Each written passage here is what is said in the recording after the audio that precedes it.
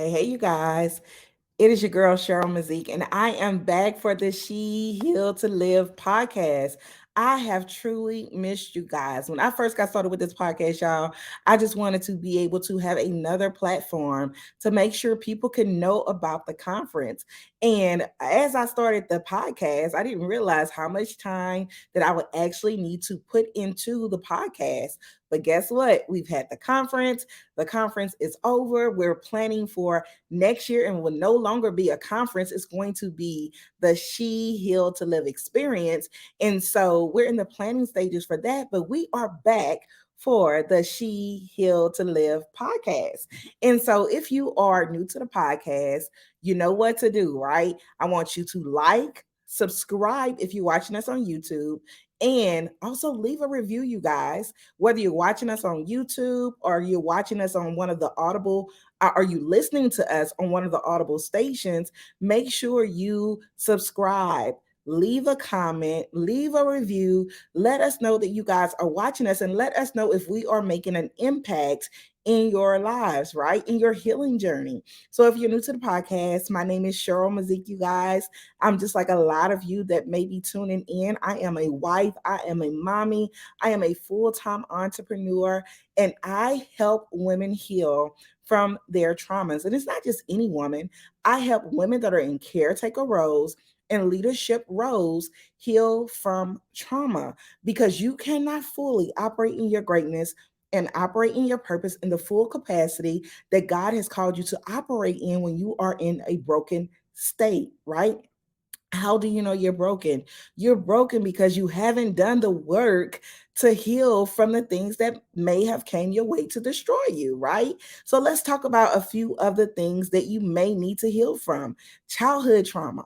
That childhood trauma could be anything. It could be child abuse. It could be maybe your parents were abusive in the household. Maybe you were molested.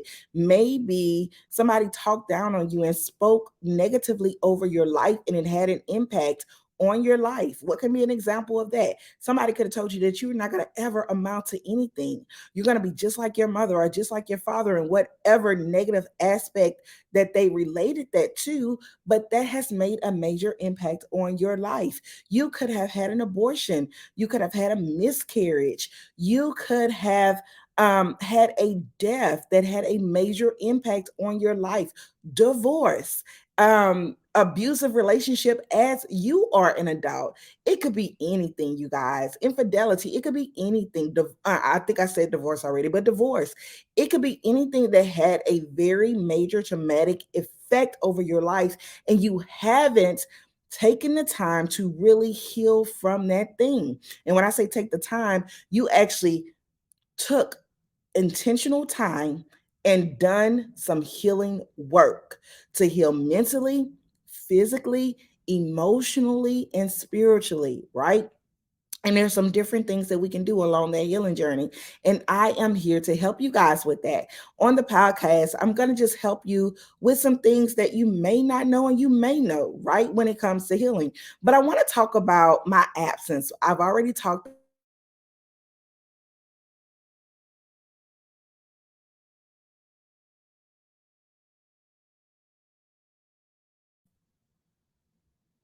I'm sorry, y'all. The internet was going in and out, so I hope you guys can still hear me. But during the conference, I took away a lot of things, right? I analyzed what happened at the conference leading up to the conference. And so I just wanted to share some of those things with you at the conference, you guys. It was just like a big confirmations of what happened when you are obedient to what God calls you to do.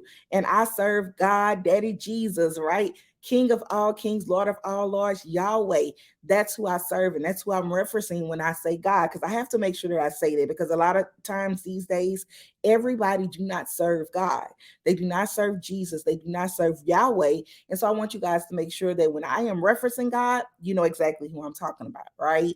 And so being obedient, God spoke to me and he said, do a conference. And that was years ago.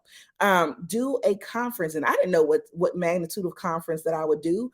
And I understood that the conference would be on healing once I came into the healing space.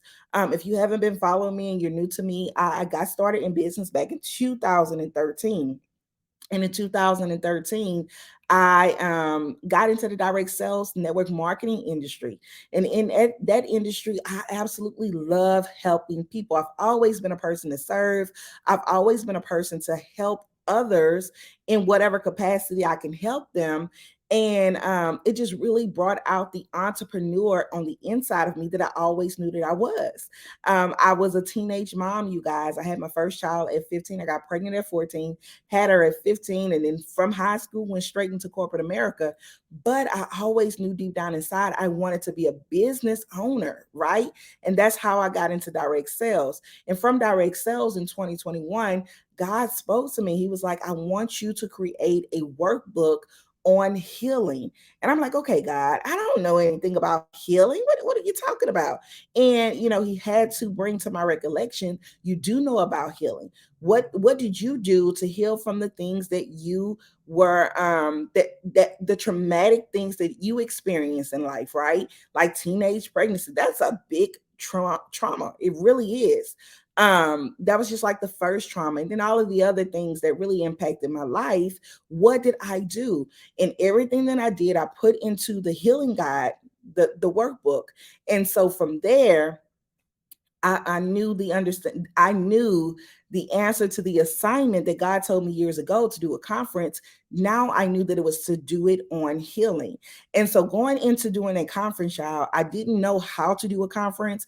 I've done multiple events before. I've done retreats, I've done different type of networking events, but I've never done a conference to the capacity of 3 days, right? 3 days where women from the community are coming together and actually doing some healing work together.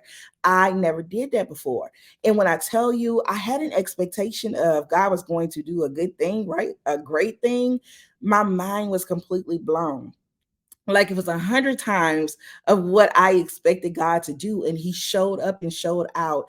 And he really was able to connect a lot of people that were looking to heal. They had so many people that was there. It's like, I didn't realize that this event that happened in my life was a traumatic event. I didn't realize that I needed to heal. I'm so thankful and grateful that I was in the room to get the healing that I desired, that I didn't even know that I needed, right? But on deep down on the inside, I knew something had to happen. I knew I needed to heal, but didn't know that I needed to heal on the capacity that I needed to heal, right? And I was just like in awe, like, okay, just by me being in obedience, right? So many people, women, not many people, women, so many women, right, were able to get the impact that they needed to get. Oh, because I decided to trust God, right? Now, let me tell you this. Even though I decided to be in obedience and trust God and do the conference, I had no clue, right, of where the funding was going to come for the conference. All I knew was I knew how to get out there and market for the conference. I knew how to create, the website and all of the back end processes to get the conference, to get the people to be able to do what they need to do to purchase their tickets for the conference. I just didn't know that I would really be able to get all of the people that need to be there in the conference, right? So that was a worry for me for a long time. I worried just a little bit, right? Because when you walk in obedience and when you walk in the point of having faith, the worry has to go out the door. You're either gonna have faith or you're gonna have fear, but both of them cannot exist in the same place. And so, I say, I'm just gonna have straight up faith. And I started to sell tickets about July of last year. And when I started to sell tickets, nobody was chirping, right? I had a lot of people inquire. I had a lot of people was like, I'm gonna buy a ticket and didn't buy a ticket. And the conference was originally scheduled for September.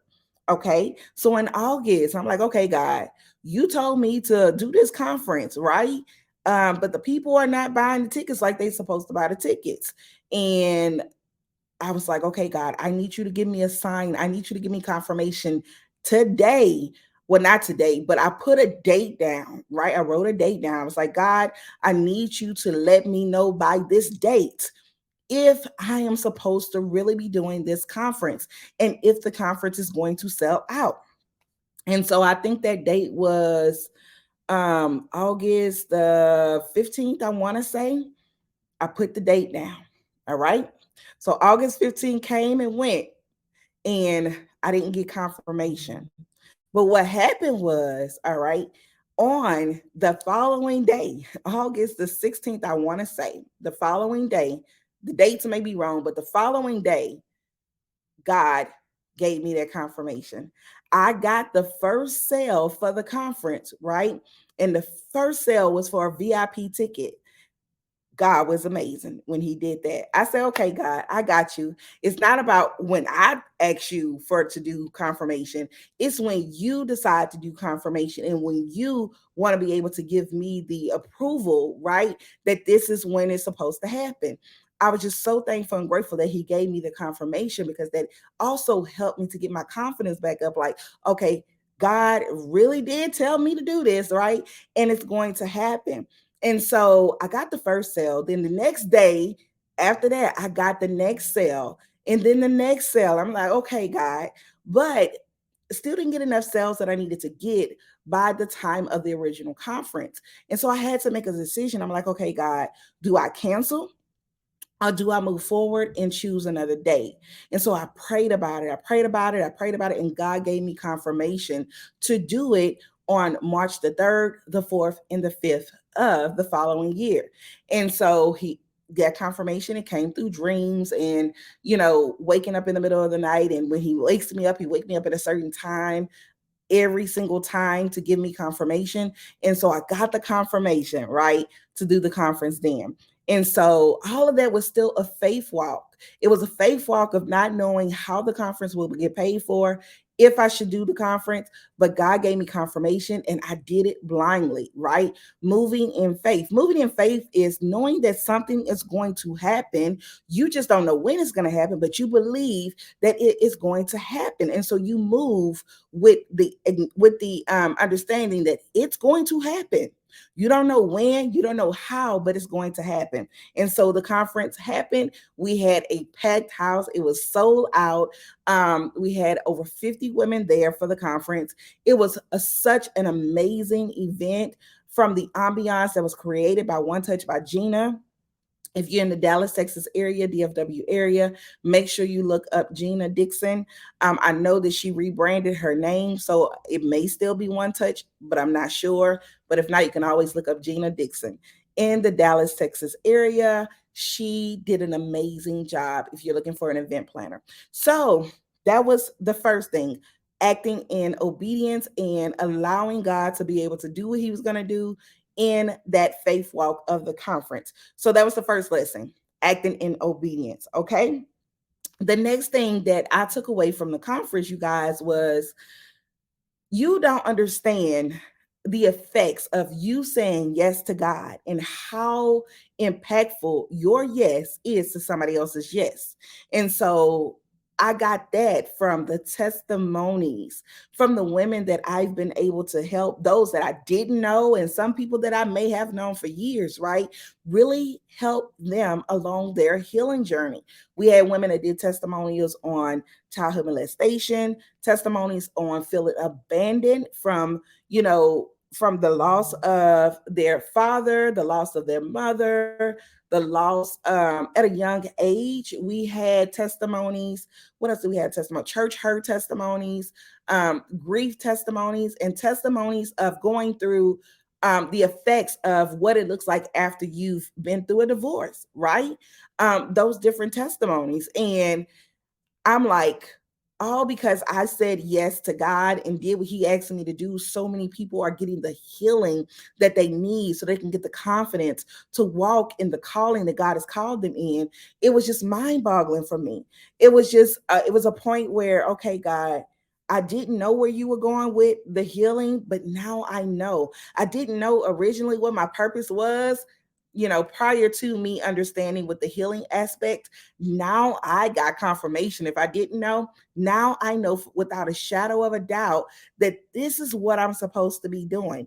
And know that your yes to God is tied to so many other people in whatever way that you're supposed to impact others. So you got to be willing to understand that your yes matters. Your mess, not mess, your yes, and walking in the purpose that God has called you to walk in, it matters. So don't think that who you are and what you do, that you're not significant. Just because you may not be touching millions of people, all it takes is one person like that to be impacted, right? One person. And it matters. So say yes to whatever it is that God is calling you to do. Your yes matters. All right.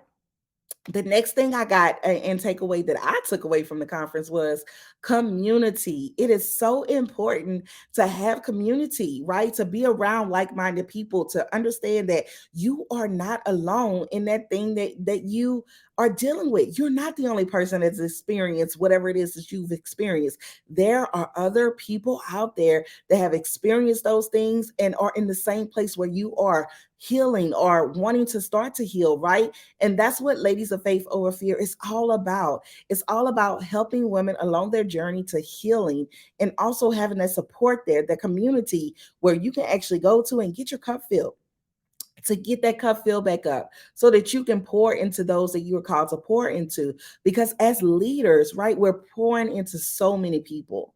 And sometimes we don't have that place of comfort, that place of not feeling judged, right? That place of not feeling like somebody's trying to prey on you, but a place where you can come and get prayer, get support, get the reassurance that you need, right? And the help to help you along the journey of life. Because in our community, you guys, we're helping you fill every area of your life. We're going to help you mentally, physically, emotionally, financially, right? We're going to help you in all of those areas. And if you're a business owner, guess what? We have tools and resources to help you in your business as well. We want you to thrive in this life. We want you to thrive and fully operate in the greatness and the purpose that God has called you to do. That's what we're here for, right? So, community and how important community is was one of my biggest takeaways from the conference. Okay. So, as I wrap this thing up, I want to talk about why is it so important to heal? It is important for you to heal so that you could, one, act from a place of forgiving, having a forgiving heart, um, acting from a place of a clean heart. Okay. God said that we have to forgive. In order for our Father in heaven to forgive us, we must be willing to forgive. And until you forgive, you're going to have blockage in being able to move fully in the places and in the calling that God has called you to live in. You have to be willing to forgive those that have hurt you. Let me give you guys an example. I believe everybody know Tyler Perry, but if you don't know Tyler Perry, look him up. Tyler Perry is a billionaire, and he's a billionaire because he was able to create his wealth in the film industry. He started off with stage plays, and his stage plays, they went off to be amazing things for him. And then from there, he went into films, and from there, he went into his own production studio, right? And before he was able to have success, he talked about how important it was for him to forgive his father. When he grew up in a home. He had a mother and a father in the home. He said his father was a functioning alcoholic. So his father went to work, worked really hard, did great things for the family, but on the weekends he would drink, and from the drinking he would abuse his wife, he would abuse his son. And Tyler Perry said that he had to escape from the abuse and escape from the things that were happening to him, and the escape is where he went into the thinking and the creativity with creating the plays and all of those different things. But from his childhood, he had so much anger inside, so much hatred, and so much bitter towards his father. But he had an awakening, right? And when he had that awakening, he understood that in order for him to really move the way he needed to move, he had to forgive his father. And he said when he forgave his father, that is when all of the doors of opportunity really start to open. His stage play started to go from flunks to successes. And then from the stage play going to successes, he had $1 million sellouts in the movie theaters. Then he was able to open up the production company. He owns rights to all of his stuff, right? And now he's a billionaire. He went from being homeless to a billionaire, and he really started to see the success once he forgave. When he forgave, what? He had a clean heart. He didn't have the anger, he didn't have the vengeance, he didn't have the bitterness, but he had an openness, a room to forgive. We have to think about, even though some of the harshest of the harshest things happen to us, we cannot hold on to those things. Vengeance is of the Lord, and he can get them back way far greater than we can ever get anybody back. We have to understand that we have to forgive, and forgiveness is not for that person that hurt you, but it's for you to have that clean heart, for you to be able to have the openness to receive. And forgiveness is part of healing. And you really have to be willing to heal. So if you know that you've been through some things, somebody have hurt you in whatever type of way, and you have not taken the time to do some healing work, and you have not taken the time to really just forgive that person, it's time for you to forgive them. It's time for you to heal. Do the healing work. You don't have to do it alone. There's so many different people out here offering healing and ways to help you heal. Find the right coach for you. And if I'm that right person, guess what? Allow me to help you to heal. I can help you with the workbook. You do the guided things through the workbook. You purchase that, you do it on your own. Or I can help you with the 6-week Heal to Live accountability course. That's where we take 6 weeks, you, me, and other sisters. I only take about 15 women at a time, where we actually talk. We go deep diving into the things, the traumas. We talk about forgiveness, what it means to forgive, what it means to release, what it means to move forward after the trauma. And we help you do the healing work so that you can release all of those things that have come to hold you down, right? It's time to release, let go, heal, and start to operate in the greatness and the purpose that God has called you to operate in. And so I want to make sure that every person is taking the time to understand that they matter, and what God has called them to do in this earth, it matters, and it requires you to heal. And so I just want to thank you guys so much for taking the time to listen to this podcast. And remember, you are born for greatness. God has some amazing things that He wants you to do, but you got to make sure that you heal, have a clean heart, so that you can really receive everything that God has for you to receive. Because guess what? Also, when you don't heal, you don't feel like you're worthy enough for the things that God has for you. God has some amazing things for you to do. And if you've been looking for confirmation, this is confirmation for you to know that it's time now for you to operate in the greatness and purpose that God has called you to do. But you got to be willing to heal so that you can live the life that God has called you to live and operate in the purpose that He has called you to operate in. Have an amazing day on purpose. And remember, you're born for greatness. So walk in it. Don't forget to like and subscribe on the podcast, and meet us on the next episode. Talk to you guys soon.